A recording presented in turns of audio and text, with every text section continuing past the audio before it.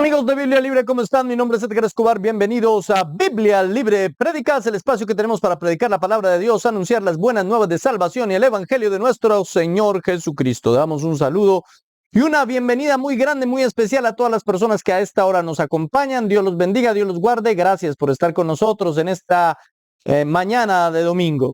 En el día de hoy continuaremos nuestro estudio sobre el libro de Apocalipsis y estamos en esta parte estudiando los mensajes a las 7 iglesias del capítulo número 2 y el capítulo número 3. Así que alístese porque lo que vamos a estudiar va a ser bien interesante. Gracias a los que han estado saludando, a los que han estado pendientes. Por favor, acompáñenme en oración para comenzar en el día de hoy. ¿Qué le parece? Amado Señor, te damos toda la gloria, la honra y la alabanza. Estamos en tu presencia para recibir tu palabra. Te pedimos que nos hables, que nos enseñes y que nos ilustres. Queremos escuchar tu voz hablando a lo más profundo de nuestra vida y no solamente dándonos una serie de datos que puedan ser interesantes, sino además de eso, llevándonos al arrepentimiento, al conocimiento y a la instrucción que solamente tu palabra sabe darnos. Señor, enséñanos y háblanos a todos los que estamos ahora mismo conectados y a los que verán este video en diferido. Te lo pido con todo el corazón, en el nombre del Padre, del Hijo y del Espíritu Santo. Amén y amén. Gracias, Señor. Muy bien, estamos hablando entonces sobre las 7 iglesias del Apocalipsis. Y ya vimos la primera iglesia, la iglesia de Éfeso. Vimos cómo el Señor básicamente tiene la misma estructura para hablarles a cada iglesia. Sin embargo, en algunas de esas iglesias la estructura cambia un poquito. Y cambia básicamente porque no les exhorta específicamente, o más bien no les reprende por algún acto malvado. Ese es el caso de la iglesia en Esmirna. Quiero leer el mensaje. Voy a leer en esta oportunidad todo el texto, luego lo vamos a examinar poco a poco, pero quiero que lo leamos para que lo tengamos claro. Apocalipsis capítulo 2, versículo 8, dice la palabra de Dios de la siguiente manera. Y escribe al ángel de la iglesia en Esmirna, el primero y el postrero, el que estuvo muerto y vivió, dice esto: yo conozco tus obras y tu tribulación y tu pobreza, pero tú eres rico. Y la blasfemia de los que se dicen ser judíos y no lo son, sino sinagoga de Satanás. No temas en nada lo que vas a padecer. He aquí, el diablo acechará a algunos de vosotros en la cárcel, para que seáis probados y tendréis tribulación por 10 días. Sé fiel hasta la muerte y yo te daré la corona de la vida. El que tiene oído, oiga lo que el Espíritu dice a las iglesias. El que venciere no sufrirá daño de la segunda muerte. Muy bien, ese es el mensaje a la iglesia de Esmirna. Miremos qué quiere decir entonces el mensaje a la iglesia en Esmirna. Y para eso, lo primero que tenemos que hacer, mis hermanos queridos, es ubicar a la iglesia en Esmirna. Vamos a ver si lo alcanzan a ver. Aquí quedaba la isla de Patmos, donde estaba Juan. La primera carta va a la iglesia en Éfeso. La segunda carta va a la iglesia en Esmirna. ¿Se dan cuenta? Esta es la ruta que llevarán las cartas. Si un mensajero llevaba las 7 cartas, que era todo el libro de Apocalipsis, no era solamente la carta a cada iglesia, pues llevaban esta ruta, llevaría esa ruta. Así que nos vamos a ubicar en la ciudad de Esmirna, la segunda ciudad. ¿Qué podemos decir de la ciudad de Esmirna? Podemos decir en primer lugar que aún existe en Turquía. Es una ciudad muy importante de Turquía. Es la tercera ciudad más grande y más importante de Turquía. Se llama Izmir, que proviene precisamente del nombre de Esmirna y que ya miraremos qué es lo que ese nombre significa. Fue fundada realmente 3000 años antes de Cristo. Ese fue el lugar donde nació el famosísimo poeta Homero. No Homero Simpson, no. Homero, el que escribió la Ilíada y la Odisea. Incluso había un templo en honor a Homero, porque era además en aquel entonces una ciudad supremamente idolátrica. También podemos decir que Tertuliano afirmó que fue Policarpo quien fundó la iglesia en Esmirna. Fue obispo de allí hasta su muerte. Más adelante hablaremos un poquito de la muerte de Policarpo. Es posible que Pablo la haya fundado también y que haya dejado a Policarpo allí. Recuerden, Policarpo conoció por lo menos a Juan. Es posible que el ángel de la iglesia en Esmirna haya sido Policarpo. Policarpo fue uno de los padres de la iglesia, discípulo de los apóstoles y un hombre supremamente importante en la historia de la iglesia cristiana. Era además una ciudad supremamente leal a César. una ciudad leal al Imperio Romano, una ciudad que se había arrodillado ante el poder del imperio, y ese es un dato importante para lo que vamos a interpretar. De hecho, ellos hicieron un templo en honor a Tiberio César y rendían culto a Tiberio César como Dios. Recuerden que les acabo de decir que era una ciudad llena, repleta absolutamente de idolatría, y en esto obviamente se demuestra. Además, era una ciudad sumamente hermosa. Nadie puede decir que no era hermosa. Era una ciudad hermosa. Era la corona de Esmirna, así se le decía a esa ciudad, la corona.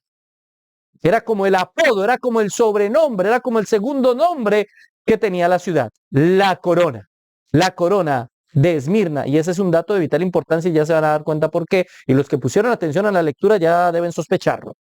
Además tenía un gran estadio, un teatro enorme, uno de los más grandes de su época, y una maravillosa biblioteca pública. Así que era una ciudad que diríamos hoy en día cosmopolita, era una metrópoli de aquel entonces, era una ciudad importante, y sigue siendo una ciudad importante.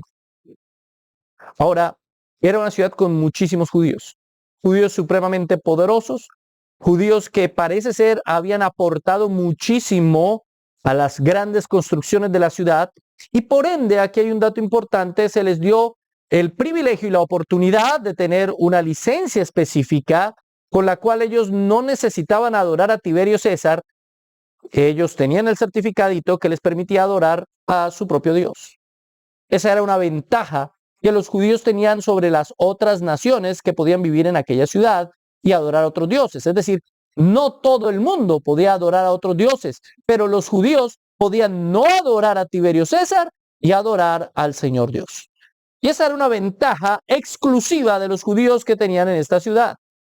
Y un dato de vital importancia. Ahora bien, ¿qué significa Esmirna? Esmirna significa mirra.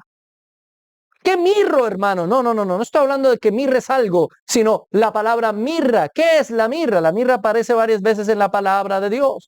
Fue uno de los regalos que dieron los magos al Señor Jesucristo en Mateo capítulo 2, versículo 11. Además, la mirra aparece en Mateo 15:23 cuando intentan darle algo de mirra al Señor mientras estaba en la cruz. Y esto no es casualidad. ¿Qué es la mirra? La mirra en muchos sentidos sirve para muchas cosas, sirve para aromatizar, tiene un aroma agradable. Por eso era usada en algunos cultos idolátricos, incluso era usada como incienso, la mirra, olía rico. Además era preservante, un cuerpo lo embalsamaban en mirra para que su estado de descomposición fuese más lento, y además servía como anestésico. Por eso intentan dárselo a Jesús en la cruz y el Señor lo rechaza la mirra, porque sabía que debía soportar todo el dolor. Por eso es que los magos le regalan la mirra.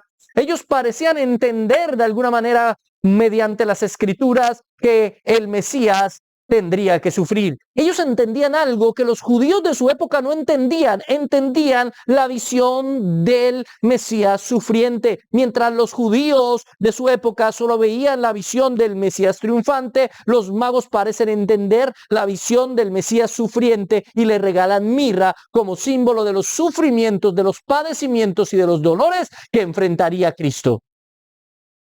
La mirra sirve para el dolor.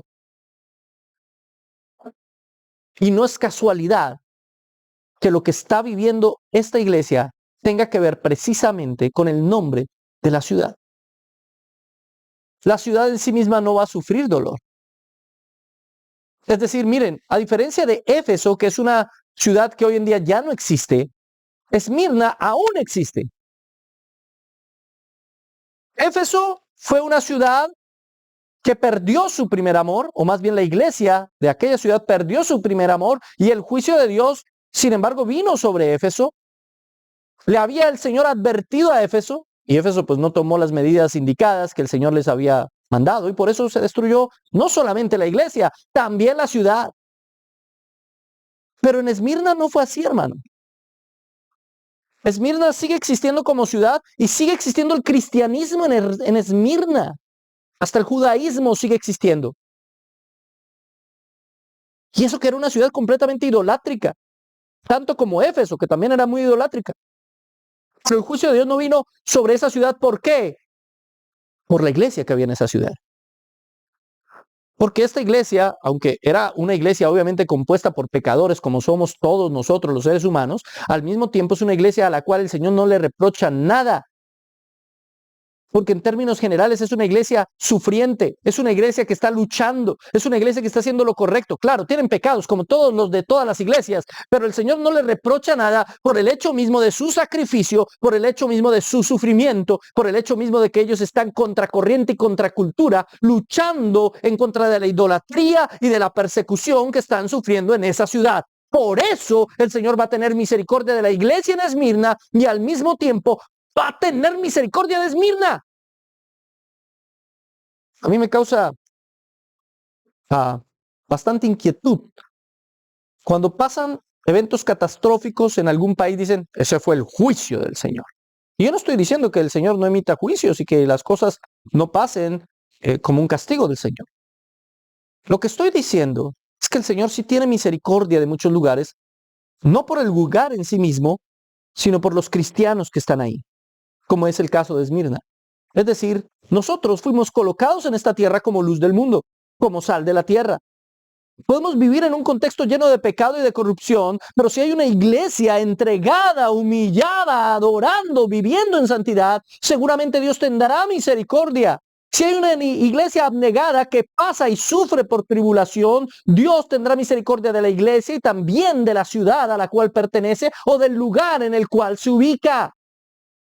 Esmirna, por su idolatría y por las cosas malvadas que van a hacer, merecía la destrucción, pero Dios tuvo misericordia por los cristianos que estaban ahí, por lo que estos cristianos van a hacer. Y ya vamos a ver qué fue lo que hicieron. De ahí la importancia de iglesias que estén en comunión con Cristo, que estén buscando la presencia de Dios. Pero muchas veces vienen los juicios del Señor contra los países y la iglesia lo que dice, sí, por la idolatría, por la corrupción. Es que ustedes son muy malos. ¿No será más bien consecuencia de que la iglesia no ha buscado al Señor? ¿No será más bien consecuencia de que ahí no hay una iglesia que viva en santidad, que viva buscando la palabra de Dios, que viva buscando el rostro del Señor? ¿No será esa más bien la consecuencia de una iglesia que no está haciendo lo que debe? Porque el mundo es mundo y los idólatras son idólatras, pero nosotros somos los que traemos luz a este mundo, los que le damos sabor a esta tierra. Eso es lo que deberíamos pensar, basados precisamente en este ejemplo de Esmirna, de la ciudad que se llama Mirra. Bien, el texto comienza con una identificación del autor. Como todos los textos, el Señor toma una parte de lo que le había dicho ya a Juan en el capítulo 1, pero ahora lo aplica a cada una de las iglesias. ¿Qué aplica entonces a la iglesia en Esmirna? Versículo 8. Y escribe al ángel de la iglesia en Esmirna, que posiblemente haya sido Policarpo, el primero y el postrero, el que estuvo muerto y vivió, dice esto. Así se identifica. El primero y el postrero, el que estuvo muerto y vivió, dice esto. Miremos la primera parte. El primero y el postrero. ¿Qué está diciendo el Señor acá? Tenemos que considerar Isaías 44:6. Así dice Jehová, Rey de Israel, y su Redentor, Jehová de los ejércitos. Yo soy el primero y yo soy el postrero. Y fuera de mí no hay Dios. ¿Quién está hablando? Ahí lo dice. Mire, ahí. Dios. Y Dios se autoidentifica ¿cómo? Como el primero y el postrero. ¿Sí o no? ¿Sí o no? Jehová dice. Ahora, Jesús, ya lo hemos identificado como Jesús en el capítulo 1 de Apocalipsis, habla a la iglesia en Esmirna y usa exactamente las mismas palabras. Yo soy el primero y el postrero. A oídos de un judío del siglo I, lo que está diciendo Jesús es, yo soy Dios. Eso es literalmente lo que ellos están escuchando. Y no es el único versículo que nos ratifica eso. Isaías 48:12, mire lo que dice, óyeme Jacob y tú Israel, a quien llamé yo mismo. Yo el primero, yo también el postrero. Es algo recurrente que Dios se menciona a sí mismo como el primero y el postrero. Y es la manera en la que Jesús se va a identificar ante esta iglesia de sufrimiento, de Esmirna, esta iglesia de mirra, que necesita el alivio, la anestesia de la mirra. Él es el primero y el último. ¿Y de qué nos habla? ¿Qué quiere decir? En primer lugar, ya sabemos que los judíos entendían que Él está hablando de su deidad. Cristo definitivamente es Dios. Él está manifestando su deidad. Cada que llegamos a un versículo bíblico podemos encontrar fácilmente la deidad de Cristo. Para los que han estado estudiando con nosotros en los devocionales del fanpage Edgar Escobar, Buenos Días Maestro todos los días, se han dado cuenta cómo muchas veces, desde que estudiamos el libro de Juan, ahora que estamos estudiando el libro de Lucas, muchas veces podemos comprobar que Jesucristo afirma su deidad. Pues aquí en el libro de Apocalipsis se hace de nuevo. Jesucristo es Dios. Cualquiera que piense menos de Cristo ya no puede ser considerado cristiano. No puede. Los unitarios que no consideran que Jesús sea Dios, podemos considerarles a ellos como herejes, literalmente. Eso es una herejía. Jesucristo es Dios. La Biblia lo dice del principio a fin. Si Jesucristo es Dios, vana es su muerte. No tiene sentido su sacrificio. Jesucristo, siendo Dios, era el único capaz de sacrificarse por la humanidad. Por eso la salvación viene únicamente del Señor y es hecha de principio a fin por Dios. Él es el primero y el último. Pero no solamente está hablando de su deidad, Él también está hablando de su eternidad y de su soberanía. Él es el primero y el último, es una expresión para hacernos entender que antes de Él no hubo nada y después de Él tampoco, que Él está por encima del tiempo y del espacio, que Él es eterno. Dios es eterno, pero Jesucristo también. La Biblia menciona más de una vez a Dios como el eterno. Pues Jesús está diciéndose en este momento como el eterno, está refiriéndose a sí mismo como el eterno. Solamente Dios puede ser eterno, sin principio y sin final. Nosotros podemos vivir para siempre, tener vida eterna en el sentido de que no va a terminar, pero no es vida eterna en el sentido de que no tuvo principio. Claro que tuvo un principio. Nuestra vida en esta tierra tuvo un principio, pero no así la vida del Señor. Él es antes del tiempo. Por lo tanto, Él no tiene principio. Él es verdaderamente eterno. Pero ese primero y último, o primero y postrero, no solamente nos habla de su eternidad, sino también de su poder. No hay nadie primero que Él. Y nadie termina. Él es el que termina. Él es el soberano. Es el Rey eterno. Esas dos cosas van siempre juntas en la Biblia. Rey eterno, Rey y eternidad, cuando hablan de Jesucristo. Mire cómo Él introduce la carta mostrándoles a estos personajes su eternidad. Y aparte dice, el que estuvo muerto y vivió. Dice el texto literalmente ahí. El que estuvo muerto y vivió, dice esto. ¿Por qué dice eso? ¿Por qué se refiere de sí mismo como el que estuvo muerto y vivió? Ya lo vamos a ver más adelante, porque tiene mucho que ver con la carta. Él les está diciendo a ellos, miren, yo sufrí. A mí me mataron en mi naturaleza humana. Y es que aquí hay un juego de palabras maravilloso. Aquí vemos la unión hipostática, hermano, porque está hablando de Él mismo en su eternidad, el primero y el último, pero al mismo tiempo está hablando de sí mismo en su humanidad, el que estuvo muerto y vivió. Alguien le pregunta a uno, entonces, ¿Dios murió en la cruz? Si Dios murió en la cruz, no era Dios, porque Dios no puede morir. ¿Qué entendemos por morir? Ese es el asunto. Morir es una separación. En ese sentido, Jesús murió sin dejar de ser Dios. Y Dios murió en su naturaleza humana. Porque se había encarnado en Jesús. Había encarnado en Jesús, hombre. 100% hombre, plenamente Dios. Entonces Jesús muere y Dios muere. ¿En qué sentido muere? ¿Deja de existir? No. Muere en el sentido de que el cuerpo físico de Jesús se va a separar de su hálito de vida. Pero no dejó de existir Jesús en ningún sentido. Así que no se incumple el hecho de que Dios no muere en el sentido de que deja de existir. Claro, Dios nunca deja de existir. Jesús no dejó de existir. Solamente hubo una separación en Jesús. Su alma se separó de su cuerpo. Por eso cuando entendemos eso, entendemos sí, Dios murió en ese sentido, no en el sentido de que dejó de existir. Pero aquí en este texto lo que nos está enseñando es esa doble naturaleza. Y les está diciendo, señores de Esmirna, yo también, así como soy el primero y el último, también fui y soy un ser humano que vivió y que murió. Pero aquí estoy. Estoy vivo. Resucité. Pasé por una terrible tribulación, por una terrible prueba y aquí estoy. Y eso como ejemplo a lo que ellos están viviendo, a lo que ellos están enfrentando. Porque esta es una iglesia que está en continua persecución y sufrimiento. Ya lo hemos leído y lo analizaremos más adelante. Mire qué presentación maravillosa. Cómo vemos básicamente la naturaleza de Cristo en un verso tan corto. La profundidad que tiene este texto es impresionante. Ahora miremos. Isaías 48, ya lo habíamos visto. Isaías 48, 12. Cristo es el eterno soberano. Ahora hace un diagnóstico. En el verso 9 dice, yo conozco tus obras y tu tribulación y tu pobreza. Pausa.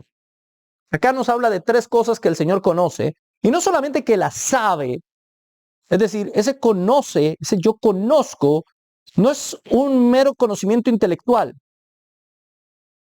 No. Está diciendo yo he vivido lo que ustedes han vivido. Eso es lo que quiere decir, cuando lo vemos en el griego, eso es lo que está insinuando el Señor. No solo que sabe lo que ellos están pasando, sino que literalmente se identifica porque lo ha vivido. Ahora, ¿qué conoce el Señor de esta iglesia? Sus obras. El Señor sabe todo lo que todos hacemos en todo tiempo. El Señor no ignora absolutamente nada, ni siquiera nuestros pensamientos más ocultos y más profundos. Nada lo ignora. Conoce nuestras obras. Pero también conoce nuestro sufrimiento. Él sabe cuando sufrimos. Él no está ignorando nuestro sufrimiento y tribulación. Y no solamente que lo conoce y lo sabe, sino que lo experimentó también. Él fue experimentado en todo tipo de dolor y de sufrimiento. No solamente físico, mi hermano. Emocional también. ¿Emocional? ¿Él sufrió porque le faltaba dinero como a mí? Sí. Véanlo en la Escritura. El Hijo de Dios no tiene dónde reposar su cabeza. Mírenlo en la Biblia. Señor, no tenemos con qué pagar los impuestos. Vayan y pesquen. El Señor tuvo hambre, lo dice la Escritura. Tuvo sed, lo dice la Escritura. ¿Tuvo necesidad? Sí. ¿El Padre le suplió lo que necesitaba? Sí, también. No, pero el Señor no sufrió lo mismo que yo, porque el Señor no ha tenido que sufrir con sus hijos. No, Jesús no ha tenido que sufrir con sus hijos. ¿En serio? Él sí que ha tenido que sufrir con nosotros, sus hijos. Porque en cierto sentido, somos también sus hijos. Y sus hermanos. Es que el Señor no ha sufrido como yo con mis hermanos. También. Es que el Señor no tuvo esposa, hermano. El Señor no sabe lo que es la tribulación de tener esposa. ¿Ah, no? ¿No? Claro que sí. ¿Quién es la esposa del Señor? La iglesia. Y vaya si le ha tocado sufrir con la esposa, hermano. No se queje de su esposa. El Señor no se queja de la suya. Ese es yo conozco tu tribulación. No importa qué problemas. Es que el Señor no ha tenido que luchar con la enfermedad porque Él era perfecto. Él nunca se enfermó. Sí, el Señor no se enfermó, que era perfecto, pero lidió con la muerte, con el tormento físico, con el dolor físico como usted jamás va a tener que enfrentar. No importa la enfermedad que usted tenga, el Señor sufrió más. Por eso Él conoce nuestro sufrimiento. Él no es ajeno a tu sufrimiento. Él no es ajeno a tu dolor. Él se conduele contigo. Él siente empatía con sus hijos cuando sus hijos sufren y está dispuesto a traer consolación. Pero sus hijos van a sufrir. Y eso es lo que más adelante nos va a decir el texto. Ahora, no solamente conoce nuestras obras y tribulación, sino también nuestra pobreza. Y ya profundizaremos en eso. Y luego dice, y la blasfemia de los que se dicen ser judíos y no lo son, sino sinagoga de Satanás. Miremos lo de la pobreza. La pobreza. Pobre. La palabra pobreza que se utiliza ahí es togeía. Togeía. Y literalmente quiere decir mendicidad, indigencia. Hay varias palabras que se usan en la escritura para pobre o pobreza. Esta es la más baja de todas. Es decir, aquí está hablando de alguien que no tiene absolutamente nada. Yo conozco que eres un mendigo. Yo conozco que eres un indigente. O sea, la pobreza de esta iglesia de Esmirna no era que les faltaba para salir de viaje o para ir de paseo o para tener unas lindas vacaciones. No, es que no tenían para comer muchas veces, que estaban sufriendo y pasando graves necesidades económicas. Sí, señores. Esta no es una super iglesia abundante. Esta no es una iglesia que tiene y ha sido bendecida y dice, nosotros tenemos porque tenemos bendición y hemos hecho la voluntad del Señor. Son literalmente pobres materialmente, pero son ricos espiritualmente. Ahí lo dice el Señor, pero son ricos. Esto es completamente contrario a lo que enseñan los maestros de la prosperidad. En todas esas mega iglesias supermillonarias, ricas, que tienen empresas alrededor de ellas, que mueven millones de millones, afirman que tienen todo ese dinero por la bendición de Dios. Dios está con ellos. Algunos de ellos menosprecian las pequeñas iglesias. Para ellos esas no son iglesias. ¿Qué iglesia va a ser eso? Una iglesia en un garaje, eso no es una iglesia. Menosprecian a las pequeñas iglesias. Pues esta era una pequeña iglesia. No se imagine la iglesia en Esmirna como un megatemplo. No se imagine la iglesia en Esmirna como una gran cantidad de personas multitudinarias.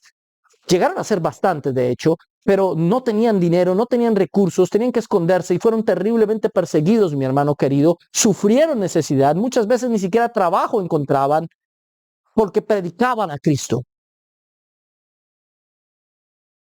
El hecho de que estés o que haya una iglesia grande, rica, no quiere decir para nada que sea una verdadera iglesia. Nada tiene que ver.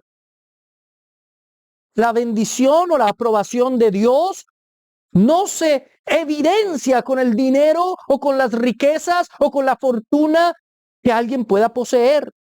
Eso en ninguna manera es evidencia de la aprobación del Señor con alguien o con una iglesia en particular. Nunca.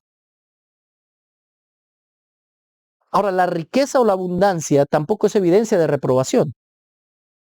Que una iglesia sea abundante y rica no quiere decir que Dios no esté con ellos, tampoco. La abundancia o escasez que pueda existir en una iglesia particular local o que podamos nosotros tener no evidencia nuestra relación con Cristo en ninguna manera. No podemos juzgar a alguien por ser pobre y decir es que a usted le falta comunión con el Señor. ¿Se acuerdan que en muchas iglesias hacen eso? Alguien que está en necesidad, en pobreza, que está sufriendo porque no tiene los recursos suficientes, y va al pastor y le dice, es que a usted le falta orar, hermano, es que usted no está en comunión, hermano, algún pecado debe tener usted, dígame, sea sincero, algo debe estar haciendo mal. No, ¿por qué? No necesariamente, mis hermanos queridos. ¿Qué estaba haciendo mal concretamente la iglesia de Esmirna? Nada. Solamente a Esmirna y a Filadelfia el Señor no les dice nada malo.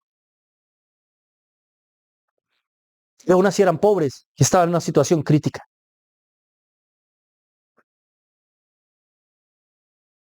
El hecho de que estemos pasando por dificultades, por luchas, por tormentas, por escasez, no quiere decir que estemos en pecado.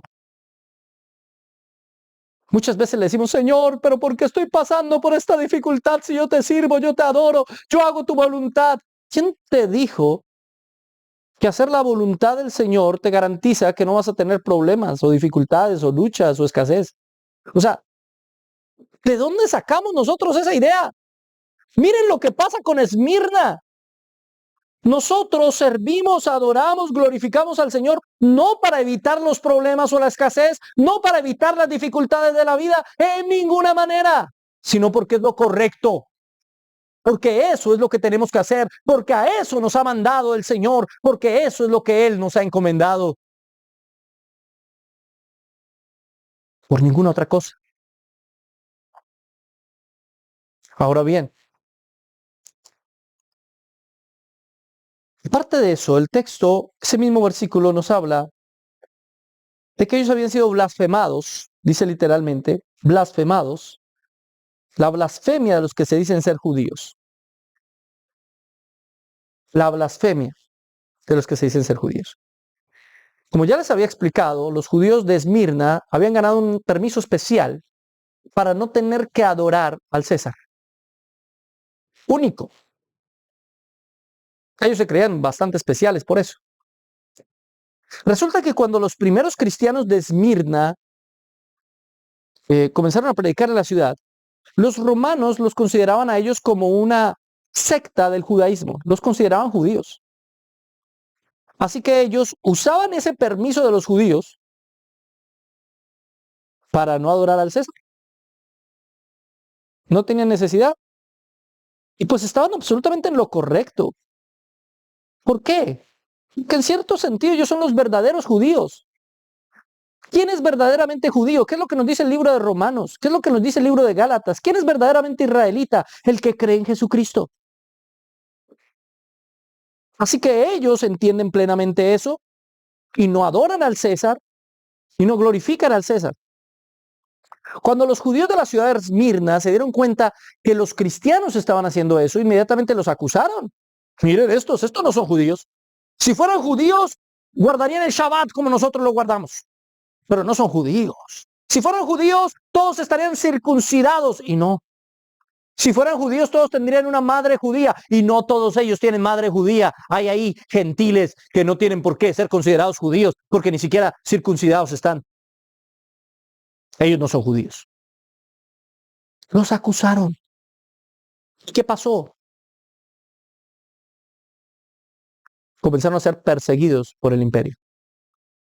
Cuando dice ahí blasfemia, a veces entendemos mal esa palabra blasfemia. Estos habían blasfemado. ¿Qué quiere decir? ¿Cómo podemos entender esa palabra?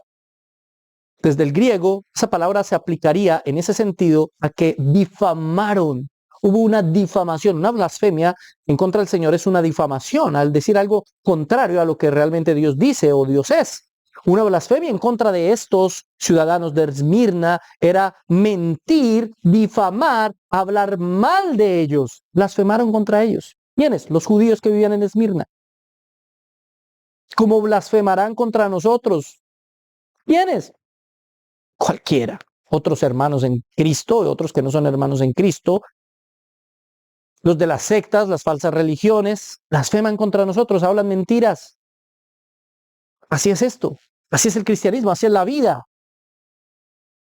No se deprima porque dicen mentiras de usted. La Biblia enseña bienaventurados somos cuando hablen mal de nosotros mintiendo. Aquí estos judíos están mintiendo. Porque evidentemente estos cristianos sí habían surgido del judaísmo. Estos cristianos eran los verdaderos judíos. Estos cristianos tenían la verdadera concepción de lo que era el ser judío. Estos eran ellos los que no eran judíos porque no aceptaban a Cristo. ¿Me entiende?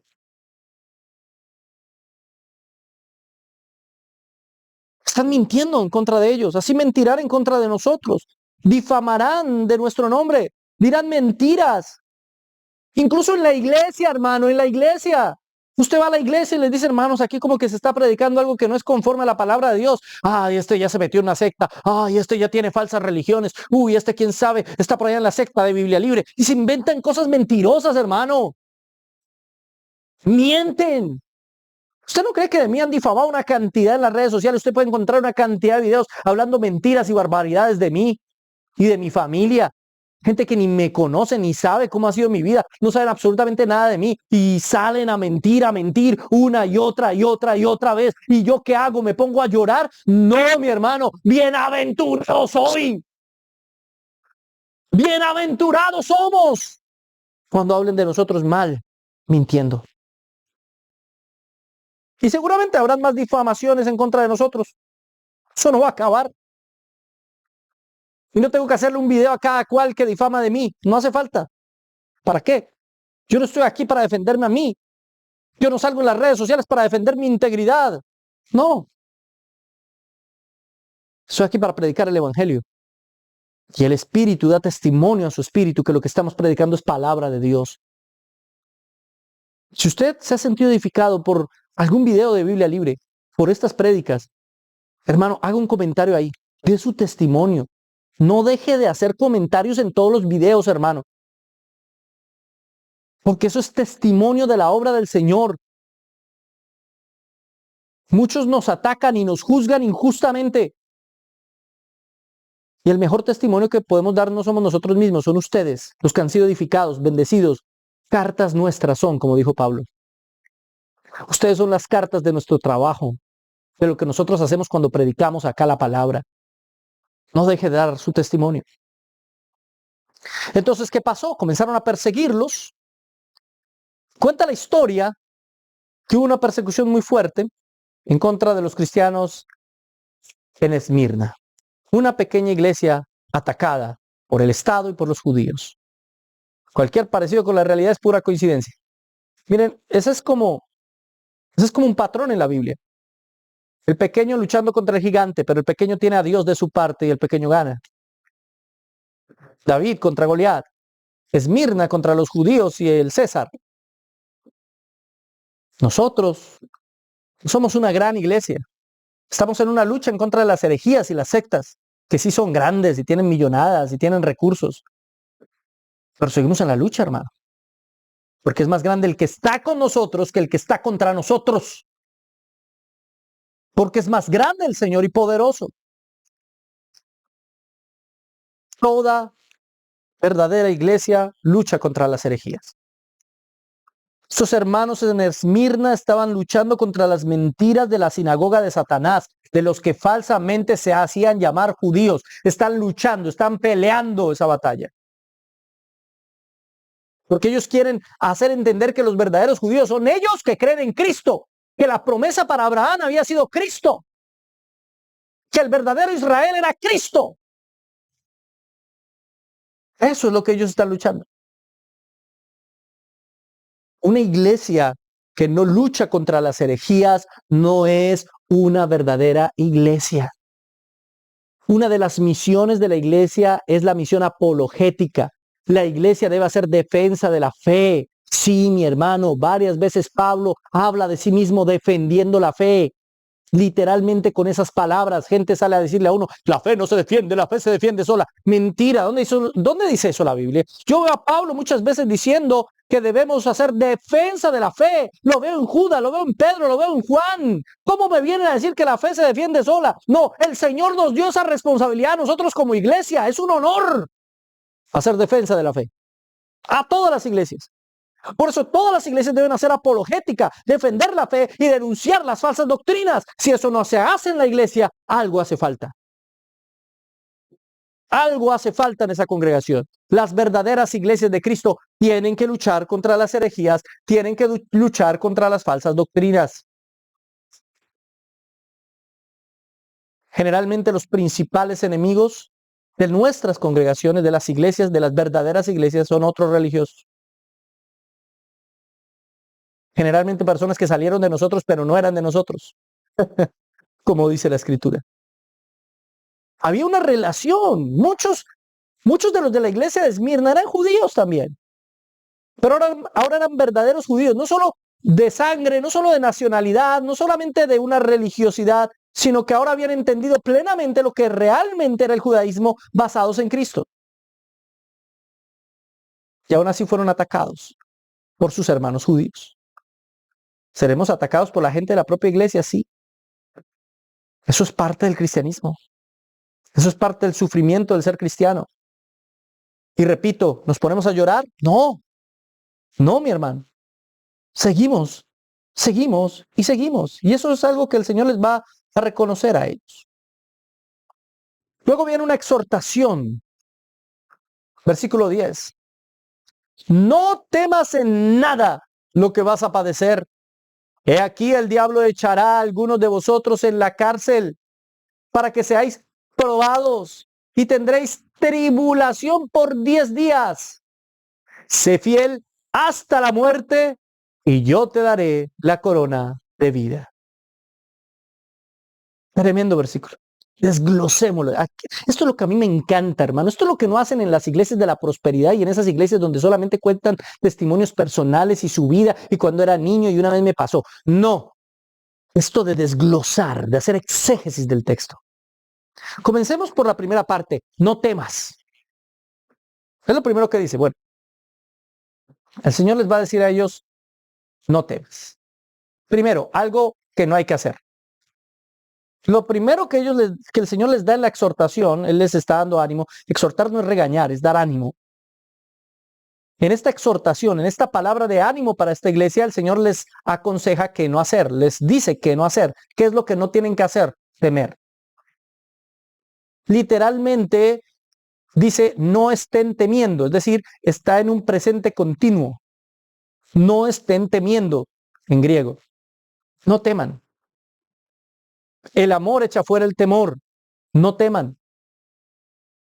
¿Qué es lo que el diablo quiere? Que tengamos temor. El diablo quiere influenciarnos para que tengamos temor de predicar la palabra, de evangelizar. El diablo quiere influenciarnos para que tengamos temor. ¿Qué dirán? Ya perderé a mis amigos, perderé a las personas que me aman, ya no me van a recibir en su casa. No, no, no, no, no. ¿Qué voy a hacer? Yo no puedo hacer eso. Yo no puedo hacer eso. Decimos nosotros. Pero el Señor nos dice, no teman. No estén temiendo. Un cristiano no le teme a nada. Al único que le teme es al Señor. Nosotros los cristianos le tenemos al Señor, de resto a nada más. Y no estoy hablando del temor natural a los ratones, ese tipo de cosas, que son cosas que obviamente todos los seres humanos le tenemos miedo a algo en ese sentido.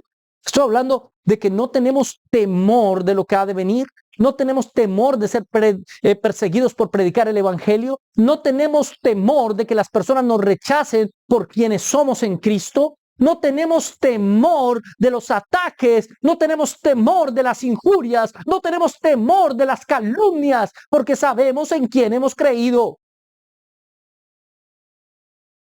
No tenemos por qué temer. Hay cristianos que viven muertos de miedo. Ay, no, no, no, no, ¿qué tal me muera? Le tienen miedo hasta la muerte, hermano. ¿Cómo un cristiano le puede tener miedo a la muerte? Un cristiano no debiera tenerle miedo a la muerte, porque entonces está dudando de lo que va al otro lado. El cristiano está seguro, convencido, ciertísimo en que al otro lado está su Señor esperándole y que cuando parta de aquí se irá a encontrarse directamente cara a cara con el Señor. Por eso Pablo decía, para mí el vivir es Cristo y morir ganancia. Por eso Pablo afirmaba que no estaba seguro. Él podría estar muy feliz en la tierra y vivo porque podría predicarles a sus hermanos, pero también si moría iba ante la presencia del Señor. ¿Y qué más grande podría haber que eso? Si vivo, vivo para Cristo y si muero, muero para Cristo y estaré con Él. Hay cristianos que viven muertos de miedo por el apocalipsis, literalmente.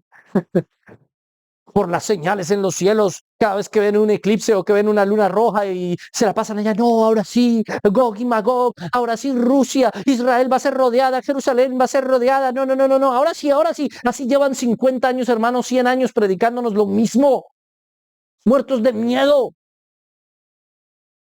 Si es que acaso eso es lo que fuese a pasar, no importa que pase, yo confío, descanso, reposo en el Señor. ¿Cuál es mi temor de eso?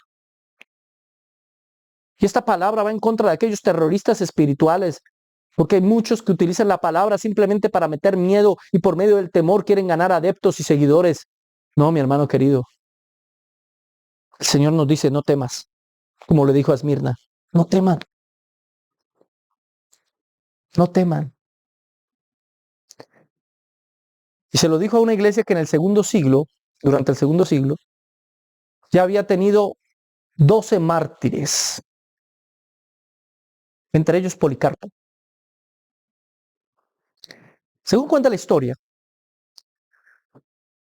Policarpo lo acusaron, lo señalaron, lo llevaron entre el gobernador, digámoslo así, de su época, le pidieron negar a Cristo.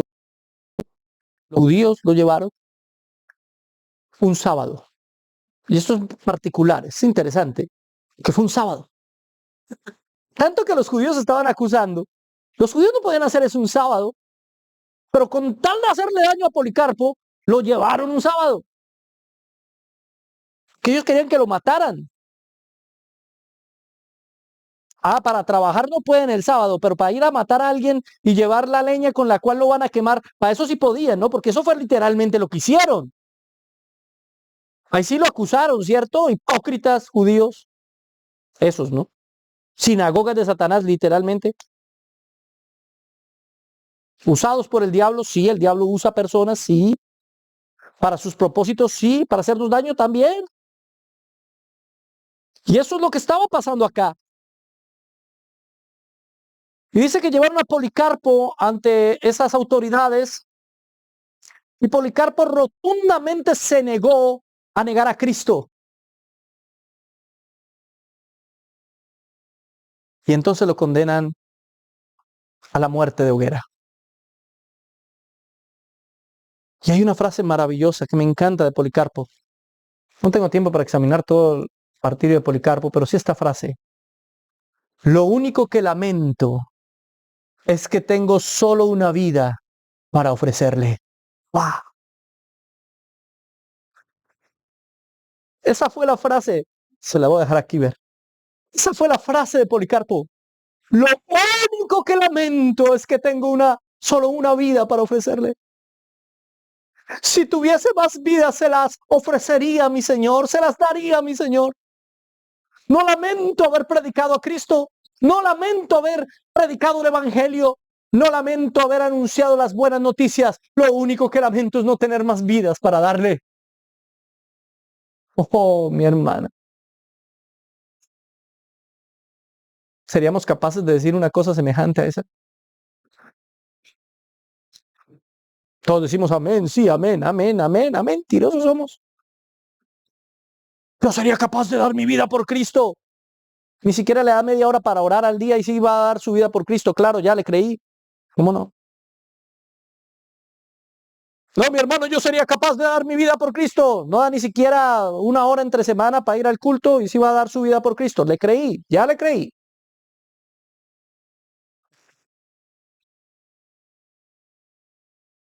Honestamente, mi hermano. Nosotros aquí en América tenemos un cristianismo tan simple. Sencillo, somos perseguidos, sí, está comenzando la persecución también. Pero por ahora no nos están matando, por lo menos en la mayor parte de América, por el nombre de Cristo. No, aquí seguimos y predicamos.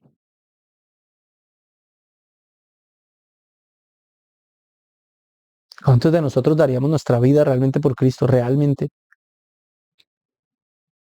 Ni siquiera somos capaces de darle el tiempo básico que debiéramos darle. Ni siquiera somos capaces de estar aquí escuchando esta prédica completica sin estar haciendo algo, metidos en el celular y mirando el chat.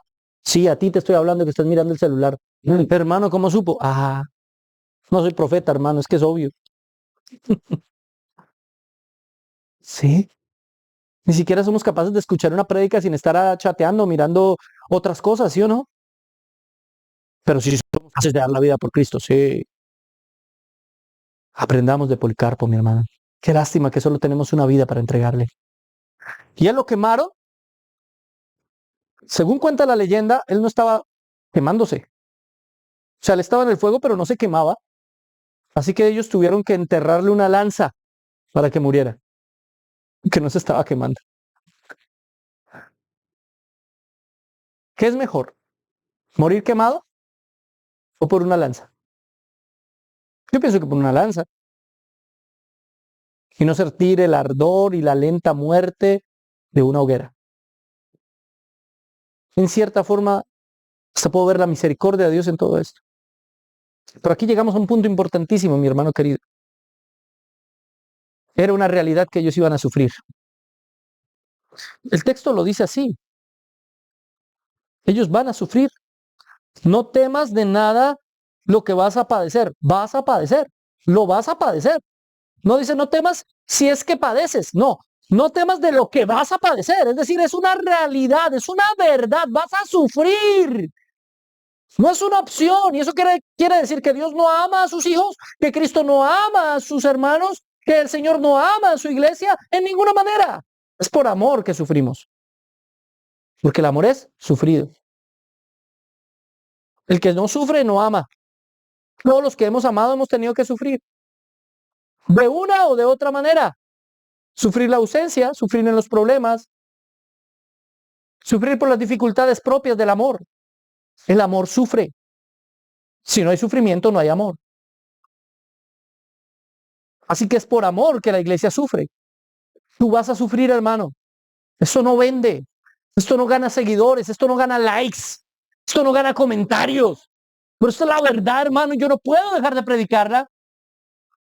Vamos a sufrir. Es una verdad, es una realidad, es una tautología. Pero hay algo muy bonito en el texto y es que el texto dice que iban a sufrir 10 días. No dice que iban a sufrir para siempre. Es decir, el Señor ya sabía cuántos días exactamente iba a permitir que el diablo atacara a estas personas. Porque evidentemente el texto mismo dice que esto es una prueba del diablo. Mire vuelvo a leer el texto para que me crean. He aquí, el diablo echará, dice echará, no acechará. El diablo echará a algunos de vosotros en la cárcel para que seáis probados y tendréis tribulación por 10 días. El Señor conocía cuánto tiempo iba a permitir que el diablo atacara a estas personas. El Señor conoce cuánto tiempo va a permitir que el diablo te ataque. Eso no será para siempre. Después de los 10 días había un día 11 donde ya el diablo no iba a poder atacarlos más. Tu tribulación no será para siempre. El dicho o el adagio popular reza: no hay mal que dure 100 años, ni cuerpo que lo aguante. El sufrimiento no será para siempre. El Señor ya tiene destinado cuánto vamos a sufrir, cuánto tiempo vamos a luchar y también cómo es que vamos a obtener la victoria, bien sea en esta vida o muriendo para Él. Porque muchos de ellos murieron para Cristo y esa fue su victoria, hermano. Esa fue su victoria. Morir para Cristo, como Policarpo. Esa es nuestra victoria también. Esa también es una opción. Morir en Cristo, creyendo en Cristo hasta el último aliento de nuestra vida, confesando su nombre y proclamándole como el Señor de nuestra vida, como el único digno de ser adorado y glorificado. El Señor conoce cuántos días de sufrimiento tienes. El Señor no solamente los permitió, sino los decretó. No los causó el diablo. Y el Señor permitió que así fuera, porque Él está probándonos. Como por el fuego, el oro, para ser oro, debe ser purificado, debe ser pasado por el fuego. Los verdaderos cristianos debemos ser probados. No como dicen los falsos maestros, que debemos ser bendecidos y que todo nos va a ir bien y que vamos a tener de todas las cosas que queremos y todas las cosas que nos gustan. No, mi hermano, no. Tenemos que ser confiados en Él. Y si vamos a sufrir, sufrimos, pero sufrimos para Él. Y la gloria siempre se la daremos a Él. Pero sabemos que todo tiene un límite. Ya voy a terminar, mis hermanos queridos, no se vayan a ir, ya me quedan unos poquitos minutos. Pero quiero terminar con algo muy interesante. Hay algo que hacer. No solamente les dijo algo que no debían hacer, es decir, no teman. También les dijo algo que debían hacer, sean fieles. Literalmente, en el griego, sigan siendo fieles. Es algo que tienen que hacer constantemente, continuamente. Así como continuamente temían, continuamente debían ser fieles, continuamente debían no temer, continuamente debían ser fieles al Señor. Esa era la clave. Ellos sabían que iban a morir por causa del Evangelio, pero iban a recibir la corona. Y eso es lo que dice ahí: sé fiel hasta la muerte y yo te daré la corona de vida. La corona, Stéfanos, diadema de vida. Stéfanos en griego. ¿Cómo le decían a Esmirna? ¿Se acuerdan? Lo dijimos al principio. La corona de Esmirna. La corona de mirra. Así le decían, por lo hermosa que era la ciudad. Lo que está diciéndole el Señor es: ustedes viven aquí en la corona de Esmirna, en la corona de sufrimiento, pero por su sufrimiento yo les daré una mejor corona, la corona de la vida. ¿Ustedes piensan que van a perder su vida? La van a ganar. El que quiera conservar su vida la perderá, pero el que pierda su vida por causa de mi nombre la ganará. Eso es lo que enseña la palabra. Mire cómo el Señor está jugando con el significado del nombre de esta iglesia, de esta ciudad. Y está tomando ese significado para darles un sentido mucho más grande. A veces vamos alrededor y en búsqueda de las riquezas de este mundo. Pero las verdaderas riquezas son las espirituales, las que ya tenía esta iglesia. Por eso les dice, ustedes son pobres, pero realmente son ricos, porque la verdadera riqueza no es la de este mundo. La verdadera riqueza no es el dinero, no es el poder, no es tener oro. La verdadera riqueza es tener a Cristo, es adorar a Cristo, es vivir en Cristo. La verdadera corona no es vivir en una ciudad grande, hermosa y lujosa y maravillosa. La verdadera corona se obtiene por el sufrimiento. La corona de Esmirna, la corona de la mirra, era una corona del ungüento, de la sanidad. Pero la corona que les está ofreciendo es una corona de sufrimiento que les da vida. No es lo que ellos esperaban, pero es lo que ellos necesitaban. La vida y la sanidad producida por la obra del Señor, que no tiene que ver con una sanidad en esta vida, en este cuerpo, sino con la vida eterna, la corona de la vida. La corona de Esmirna no es nada. La corona de la vida es lo que ustedes necesitan y es la que van a recibir si perseveran. Perseverando la van a recibir y sé que van a perseverar porque Dios se encarga de que perseveremos. Y es que eso es lo que el texto dice. Mire, verso 11. El que tiene oído, oiga lo que el Espíritu dice a las iglesias. Fíjese cómo ese mensaje no era solamente exclusivo para Esmirna. Ahora el Señor dice es para las iglesias, para todas las iglesias, para usted y yo que somos iglesia hoy en día. El que venciere no sufrirá daño de la segunda muerte. El que venciere no sufrirá daño de la segunda muerte. Y quiero ser claro, no quiere decir que no vayan a morir. Está hablando de la segunda muerte. Seguramente van a sufrir daño aquí en la tierra, sí, pero no en la segunda muerte, que es lo que realmente importa. Eso es lo que el Señor les está diciendo. Esa es la esperanza del cristiano. El verdadero sufrimiento será la condenación, hermano. Somos a veces tan limitados. Pensamos a veces tanto en el sufrimiento en esta tierra y nos victimizamos a nosotros mismos. ¿Cuánto he sufrido? Es que yo sufro más que los demás. Es que me ha tocado una vida muy dura. Esto no es nada. El verdadero sufrimiento, mi hermano querido, es en la otra vida si no aceptamos, si no creemos en Jesucristo. Cualquier sufrimiento en este mundo es soportable y no importa, y lo vivimos y lo enfrentamos sin temor, confiando en que Él nos dará la vida eterna, porque el verdadero sufrimiento, el verdadero daño está en la condenación eterna y esa ya no nos afecta. Así que por eso estamos confiados y seguros. Esa es la protección que Él nos garantiza. Nos protegerá de la segunda muerte. Ahora hay algo muy interesante en este texto. Y es que en el griego aparece 2 veces la palabra no, en 2 formas diferentes. Aparece o y luego aparece me. O me. Algo así como no sufrirán daño de la segunda muerte. La manera más exacta de poderlo traducir al español sería algo así como nunca jamás o nunca de los nunca. Es una promesa absoluta, hermano. Es una seguridad absoluta y completa. Nunca de los nunca. Ustedes no van a pasar, no van a sufrir la segunda muerte. ¿Qué es eso? Seguridad de la salvación, hermano. Seguridad de la salvación. Un cristiano debe estar seguro en que es salvo. No debe andar muerto de miedo de pronto peco hoy y mañana me condeno. No, el cristiano está seguro de que su salvación, de que su perseverar en Dios no depende de él, sino depende de Cristo, que es Cristo el que le ayuda a perseverar. El que venciere. ¿Cómo vamos a vencer? ¿Por nuestra capacidad? ¿Que somos muy fuertes, muy espirituales y le buscamos mucho y somos muy inteligentes y obedecemos? Obedecemos solo porque Él lo permite así. Esto nos está hablando de perseverancia de los santos. Tesalonicenses lo dice así, 1 Tesalonicenses 5:23. Y el mismo Dios de paz os santifique por completo, y todo vuestro ser, espíritu, alma y cuerpo sea guardado irreprensible para la venida de nuestro Señor Jesucristo. Fiel es el que os llama, el cual también lo hará. ¿Qué hará? Pues lo que dice en el verso anterior, en el 23. Nos santificará por completo y nos guardará irreprensibles para su venida. Sí, nosotros tenemos que esforzarnos Pero si nos esforzamos es porque Él nos ayudó, porque Él fue el que lo hizo. Él pone el querer como el hacer por su buena voluntad. Eso es perseverancia de los santos. Eso es de lo que nos está hablando el versículo 11 del capítulo 2 de Apocalipsis. Judas lo dice de otra manera. Judas 1:24. Y a aquel que es poderoso para guardaros sin mancha, sin caída primero, y presentaros sin mancha delante de su gloria con gran alegría. ¿Cómo venceremos? ¿Cómo obtendremos esa corona de vida? ¿Cómo? ¿Solos? No, es el Señor el que hace esa obra. Él nos guardará. Qué maravilloso es. Hay hermanos que no creen en esta doctrina.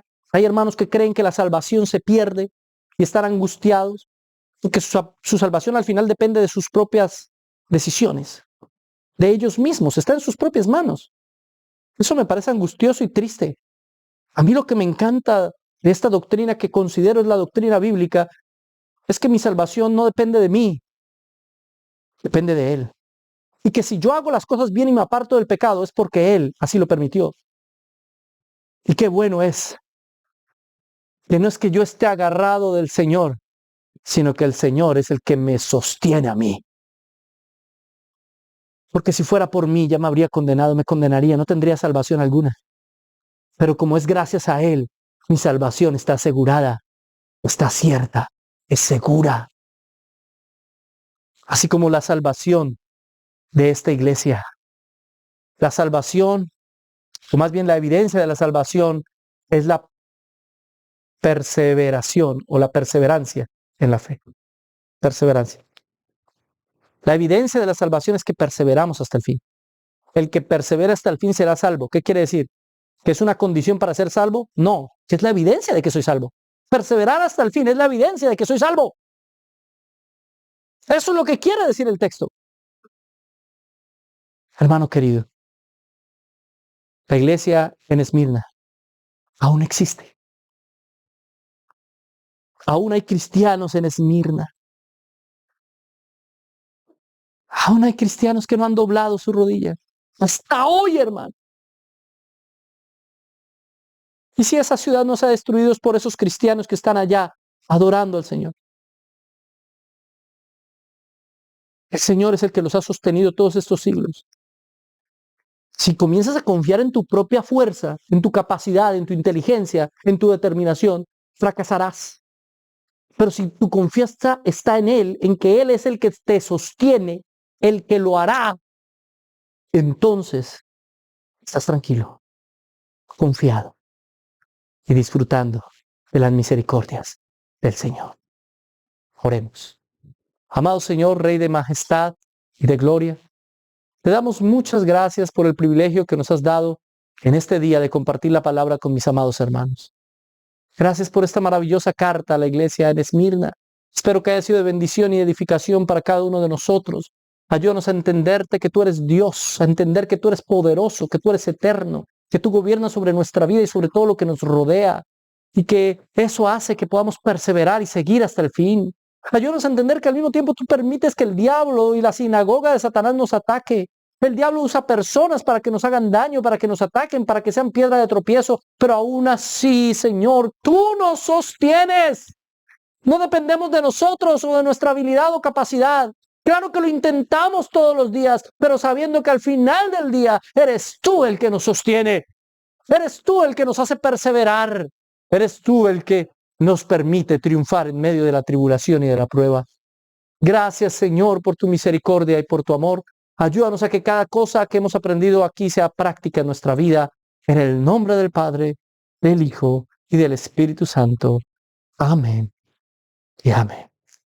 Espero que haya sido de bendición, mis hermanos queridos. Dios los bendiga. No se les olvide hoy al mediodía el noticiero de Biblia Libre con las mejores y las peores noticias del mundo cristiano en la actualidad. Tampoco se le olvide nuestro video del viernes, del martes y del domingo. Tenemos videos casi todos los días, nuestro fanpage Edgar Escobar y nuestra página en internet biblialibreinternacional.com. Dios los bendiga, Dios los guarde y gracias por haber estado con nosotros aquí en Buenos Días, Maestro. Ah, no, estoy me confundí. En Biblia Libre Prédicas.